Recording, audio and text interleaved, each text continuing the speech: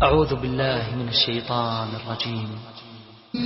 ووصينا الإنسان بوالديه حملته أمه وهنا على وهن وفصاله في عامين أن اشكر لي ولوالديك إلي المصير. Nabi kita Muhammad alaihi salatu wassalam melarang dengan keras bentuk apapun dari kedurhakaan kepada kedua orang tua, terlebih lagi ibu sebagai makhluk yang lemah. Nabi alaihi salatu wassalam bersabda, "Ala ukhbirukum bi akbari kabair." Maukah kalian aku tunjukkan dosa besar yang paling besar? Para sahabat serentak bersabda, "Bala ya Rasulullah, tentu ya Rasulullah, sebutkan kepada kami apa dosa-dosa yang besar." Nabi alaihi salatu wassalam bersabda, "Al-isyraku billah." Berbuat syirik kepada Allah subhanahu wa ta'ala, menjadikan sekutu-sekutu dan tandingan-tandingan di sisi Allah. Kemudian yang kedua, wa uququl walidain. Durhaka kepada ayah dan ibu. Pada hadis ini sampai disandingkan oleh baginda Rasulullah sallallahu alaihi wasallam dengan dosa syirik yang tidak diampuni oleh Allah subhanahu wa ta'ala kecuali bertaubat, yaitu durhaka kepada kedua orang tua. Maka berbaktilah Anda kepada ayah dan ibu sebelum datang satu zaman di mana anak-anak durhaka kepadamu.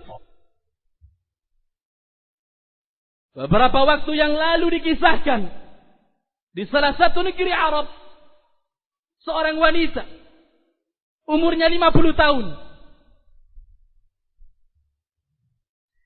Dia tinggal di masjid. Masjid swalayan dan pasar. Dia keluar dari rumah anaknya jam 10 pagi sampai jam 5 sore, kemudian pulang. Dia ambil perbekalan dari rumah sang anak.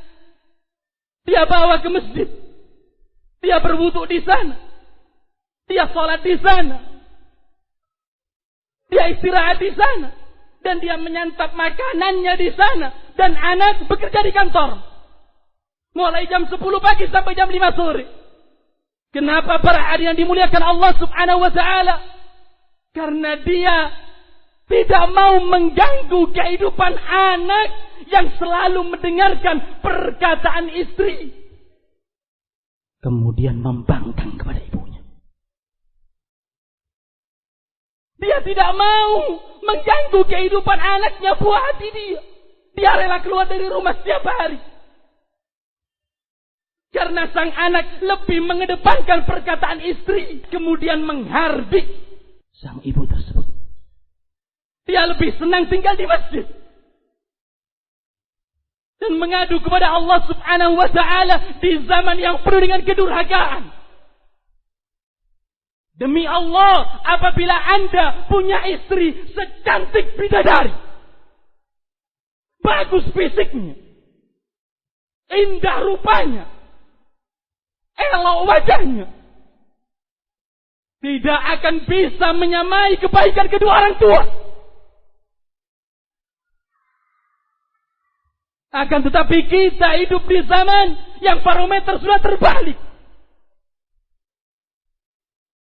Betapa banyak suami yang menjadikan istri sebagai ibu dan menjadikan ibu bukan kedudukan istri, tapi lebih rendah, lebih hina daripada istrinya. Padahal sang ibu menjaga anak sejak lahir dari berbagai macam gangguan. Kemudian mendidik, memberikan makanan dan minuman, jangan sampai lapar. Bisa jadi ibu lapar sebelum dia. Kemudian semua kesenangannya ketika melihat engkau sudah punya istri, sudah berkeluarga, sudah punya keturunan. Kemudian engkau membalas dengan menjauhkan ibumu dari rumahmu. Apakah seperti ini membalas kebaikan ibu? Maka sadarlah wahai orang-orang yang lalai. Ingatlah pada suatu saat ketika Anda membawa jasad ibumu ke liang lahat. Engkau menaburkan pasir untuk menguburnya. Kemudian engkau menerima belasungkawa. Kemudian engkau pulang ke rumah. Engkau buka pintu. Sudah tidak bisa melihat lagi wajah ibumu. Engkau sudah tidak bisa lagi melihat indah senyumannya. Engkau sudah tidak bisa lagi melihat aroma pakaiannya. Engkau sudah tidak bisa lagi merasakan enak dan aroma masakan yang biasa dia buat untukmu. Maka berbaktilah kepada ibu, berbaktilah kepada ayah.